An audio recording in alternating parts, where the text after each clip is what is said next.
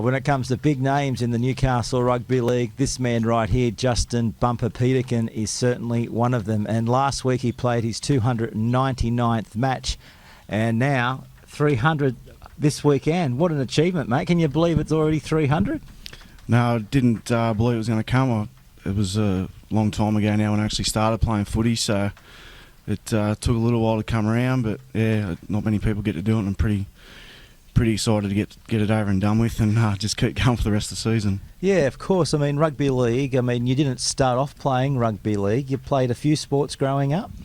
Yeah, I'm a soccer goalkeeper by trade, I suppose you could call. I played soccer from under 6s right through to under 16s. Yeah, goalkeeper. Wasn't working out really well in that. I hold a few records in the Western Bears Youth League, as it was back then, of most goals conceded. We had around the 80 goals scored in a season in 14 games against us, so it was pretty fair hiding. That's probably where my bad back stems from, picking the ball out the back of the net all the time. Bit of a rough ground too, Western. Yeah, it was there. It was definitely up there, but yeah, I wasn't allowed to. Mum wouldn't let me play football until I was 16, so once I got through that, and the boys at school got me playing footy, the rest is history, I suppose. So. Was it hard to twist your mum's hand for you to go from the round ball to the rugby league ball? Yeah, she wasn't real keen on me going across at the start, but yeah, once we sort of got her into that, yeah, everything will be all right, and got me across it. Yeah, it's been all good, and I paved the way for my younger brother too, I suppose, that he was allowed to play football at a lot younger age once she's seen that it was all good. So, mate, is it true that you've made grade at Kurri in the 18s or the 19s? Is that where it all started? Yeah, it was a bit funny back then. We went from 18s, which was juniors, up to grade, which was, because I was the young age, I was in grade in under 18s. Then we went back to under 19s in juniors, and then back to grade again in under 19s again. So it's sort of a bit chop and change, but yeah, it was different at the start, playing with young boys and that, and then to go up and be playing grade and seeing how the big boys trained. Back then it was like Crowie was captain coach, and a few of those other guys were around, so it was a bit of an eye-opener. Can you remember your first game for the blue and white? I vaguely remember. Everyone says you remember your first grade debut, but I honestly don't. I think it was against the Bay, and I was a 18, 19-year-old front row playing against the likes of Kurt Lawton and those types of guys, Clayton Witten, and a few of the other big boys that the Bay had at the time. So yeah, it was a pretty good introduction into first grade with the big boys. A lot of people outside of the Newcastle Rugby League, they know you as Bumper Peterkin. Tell everybody how the word bumper came about. Yeah, well, that stemmed from the soccer days when I was back. I think it was about under 7s or 8s or something like that. A great man by the name of Jack Turnbull. A lot of soccer people would know Jack. He was quite a good player for the Western Bears back then, and he was our coach. And because I was a lot bigger than all the other kids, I used to knock them off the ball, hence the bumping them off the ball, and got the bumper bar and the like. And it's just stuck for all these years. Great name. Yeah, it works out right. It works out right, and yeah, with the body size and the shape, I suppose. Mate, of course, over the years too, you've seen a lot at the Kurri Kurri Bulldogs, but you've picked up many achievements. Let's just go through a few. 3 or 4 player awards? Yeah, a couple of player awards, a few in first grade, a couple in third grade, out in the early days, and got a couple of those.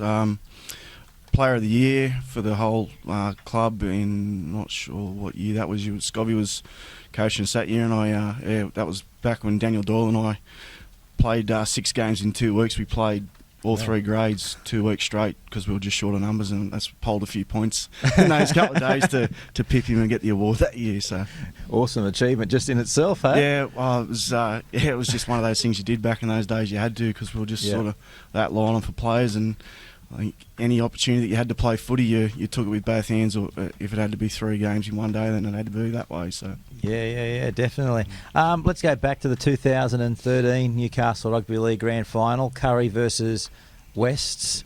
Memories of that day? I think the whole week was just, I know you hear the professionals talk about the week. It was a pretty special week.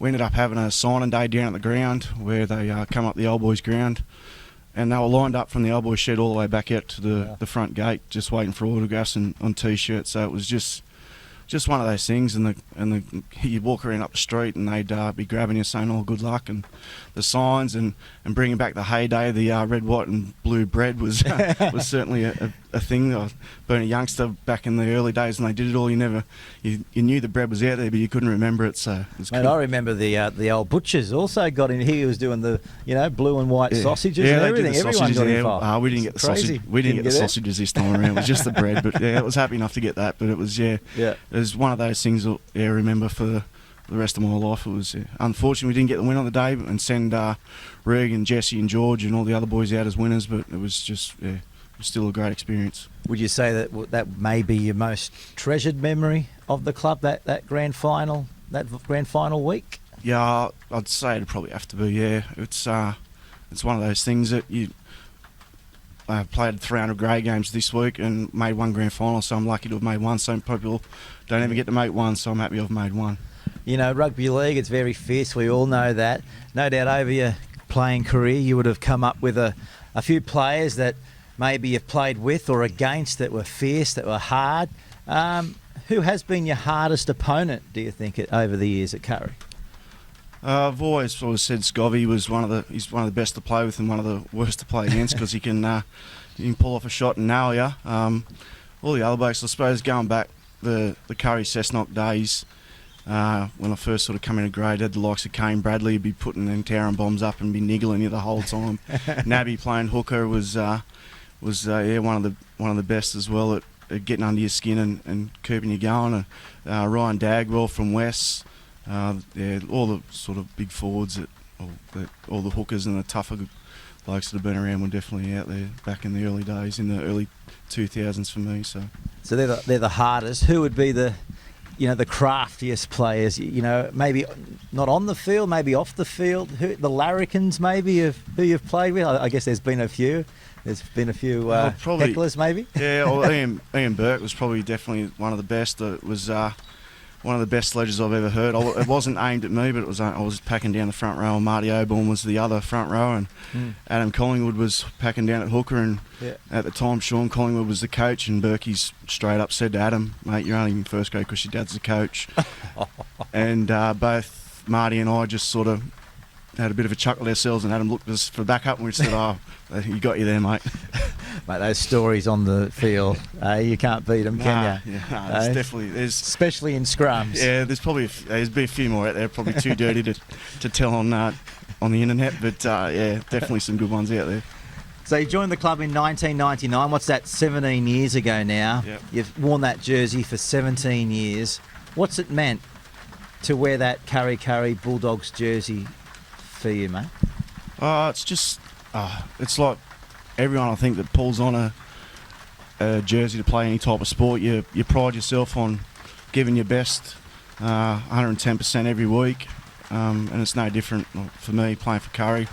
I suppose it's a little bit more special that it's a smaller community, and you can walk down the street and be tapped on the shoulder and talking to people. It's just they're supporters. They're your greatest supporters when you're going all right, but when you're not giving it 100% or you're dipping a bit, they'll certainly let you know, and that's probably part that I love about it. So. And the old boy shed, how good's that? Yeah, that's definitely. I think we're leading the way in that regard with all the clubs. I think everyone loves getting on board with it. I mean, last weekend the South Old Boys were invited up, so it's something that the Kurri and Colo and Charlie and Polly and all that and all the boys are doing, and it's great. And hopefully it can be reciprocated throughout the whole comp soon, and having old boys set up like we have, and it'll be good to be sitting back there next year having a few beers with them as well. Would it work? Mate, off the field as well, I was speaking with a few of the players and the secretary throughout the week, with Jeff Polglaze, Kate Hardy, all those guys, new guys I guess to the Bulldogs over the last few years.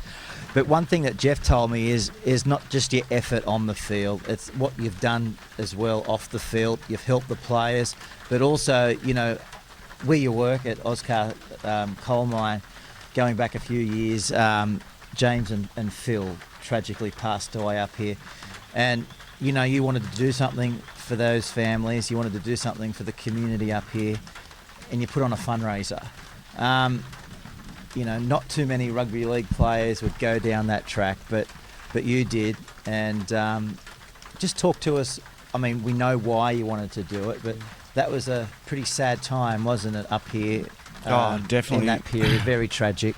Yeah, definitely. It's still one of those things that's close to my heart. I haven't known the boys personally. It was about probably it tied in well that we played Cessnock in that sort of period as well. Both communities were hurting because we knew they were both involved throughout, not just in football but throughout the community. Phil Jumbo was in BMX in Maitland, those types of things. So it was just about showing the families that there is people out there hurting as well, not as much as they were at the time, but we're here for each other, so that's what it was all about. Well, you look forward to your 300th game this Sunday. Everybody's behind you, the whole community's behind you. Let's hope we get a big crowd, and good luck for your 300. And how many more left in you? No, this is it, mate. I called it quits the other week there. This is my last season, so I'm finished at the end of this year, so yeah, we'll see what happens by the semi-final time. We'll see where we're at, and you guys are really on a roll. Yeah, hopefully we can keep going. The whole club's sort of on a high at the moment. It's a shame we're in the position where we've got the under-19s got to come up and play a grade, but that's what it is. You're old enough, you're good enough, you play grade. So yeah, it's hurting them a little bit, but hopefully they'll pull through, and we'll have all 4 grades in the semis. Oh, fantastic! All right, mate. Well, good luck, and thanks for spending some time with us on Bar TV. Thanks very much, mate. We'll watch the highlights come Sunday night, hey? Hopefully there's a few tries. No worries. We'll see you next time on Bar TV Sports.